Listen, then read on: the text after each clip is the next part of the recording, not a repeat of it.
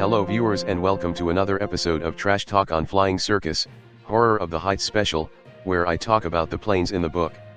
In this episode, let's talk about the airplanes from the Horror of the Heights expansion, which are equipped with various engine modifications to significantly increase their ideal altitude range, like altitude throttle, supercharger, and turbocharger, allowing one to fight an opponent in a standard airplane with a more significant advantage. Of course, you can easily modify your plane through the engine builder for these upgrades, or use some cheap oxidized fuel to achieve the same effect, with a rather big drawback. However, all 6 airplanes added in this expansion are specifically designed to operate in high altitude, so keep that in mind.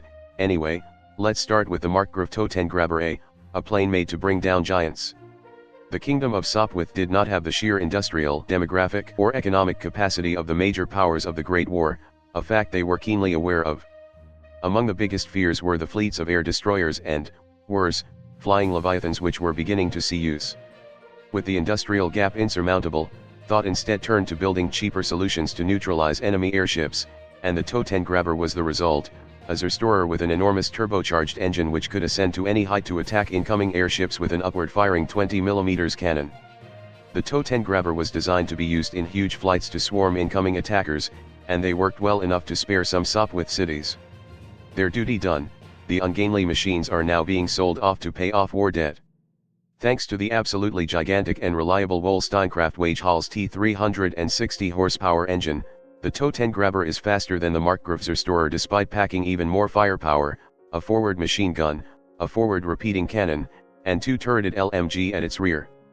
Designed to kill Leviathan, the Totengräber has an incredibly wide ideal altitude range, which is needed because air Leviathan and airships uses high altitude as a form of protection.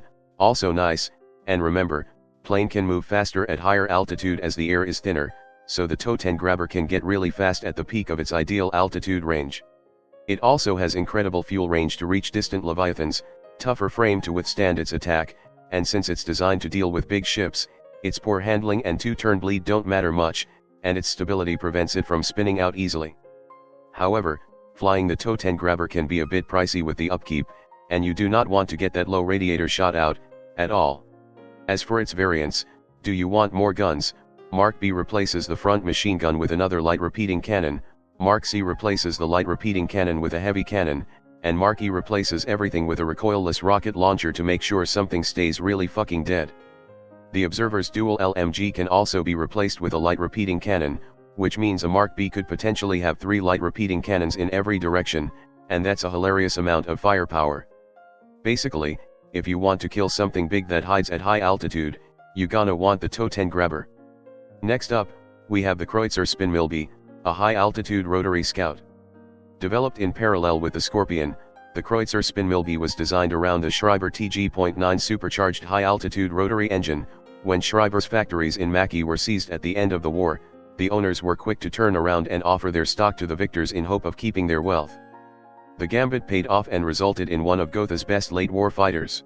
Though still too slow, the Spinnmilbe was uniquely agile for a plane capable of reaching such dizzying altitudes, which allowed it to loiter high above faster planes which could otherwise outrun or outclimb it.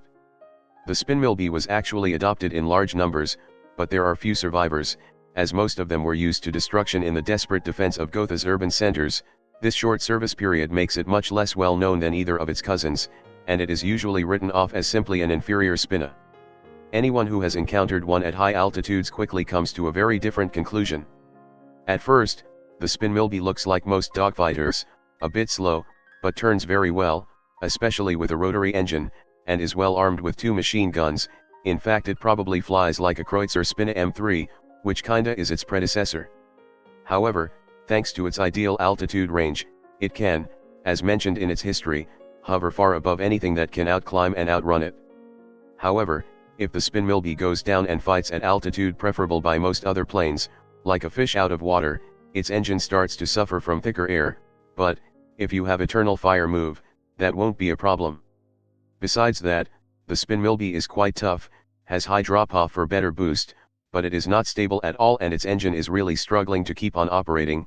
Also, low fuel, so if you can avoid flying close to the ground, you should do so. It also has oxygen mask so you can turn even harder in a dogfight, and electric heating to deal with the cold air high above. I also find it very hilarious that all the Kreutzer planes could be easily recognized by how many wings they have. What's next for Kreutzer? Will there be a 4-winged one? As for the variations, there's added guns variant which adds a wing-mounted gassed LMG, which doesn't change its stat much and add quite a lot of firepower to it. There's also a messenger variant made to deliver mail, which removes the gun and replace the propeller with a high-speed one for a truly amazing speed. In short, the Kreutzer Spinnmilbe is a rather decent rotary dogfighter, if you want to fight others at a higher altitude. Lastly, there's Dickhotter. The conventional wisdom regarding scouts is that they are best light and agile, with the vital characteristics of any dogfighter being its roll rate and rate of sustained turn. The KWDH rejects this wisdom in favor of a radical experiment. The KWDH was designed in response to early encounters with the flying gun line tactics used by the Kingdom of Sopwith. The theory was to build an aircraft whose forward firepower would break up these formations, making them easy prey for the lighter KWN, but as development continued the designers became convinced it would be able to replace single-engine scouts in any role. A number of Dickhotters were adopted on a trial basis and employed in a variety of roles during the fighting in Macchi. KWN pilots already used to fighting in the vertical lamented its fragility, low energy retention, and lack of propeller gearing, but its nose-mounted cannon made it a popular choice for bomber and observer hunting. The Dickhotter is a heavy scout with quite a heavy firepower, 2 machine guns, 1 light repeating cannons, and 8 massive bomb to get rid of things permanently, but it pays for this cost by being rather fragile and a bit hard on the turn. However, it's also very fast, has 2 reliable engines so even if one gets shot out you can still fly, a larger than average fuel range, large ideal altitude range, and comes with oxygen mask which you know what it does at this point, and radiator loop which can heat up your cockpit too. Basically, it's good at both dealing with large targets like airships or airbase, and has just enough agility to handle incoming planes too.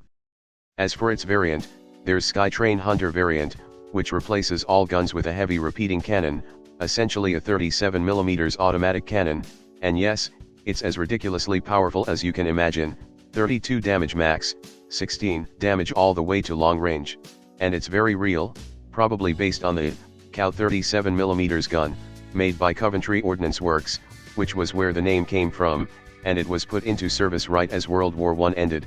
It weighs a mere 91 kg, light enough to be mounted on quite a variety of aircrafts, though none of which actually entered combat. This includes flying ships, fighters, and whatever the hell this is. Still, while Skytrain Hunter Dickhotter is very heavily armed, it also gets a bit sluggish from being weighed down by the gigantic cock. Next there's the Dogfighter variant, which replaces the LRC and bombs with 2 more machine guns. That's a lot of anti-plane firepower. Lastly, there's the spy plane variant, which removes the LRC and bombs again for an external medium recon camera, allowing the pilot to take photos of the ground from 4,000 meters above. As a conclusion, the KW Dickhotter is a heavy scout with very heavy firepower against practically anything, but it really can't take much hit in return.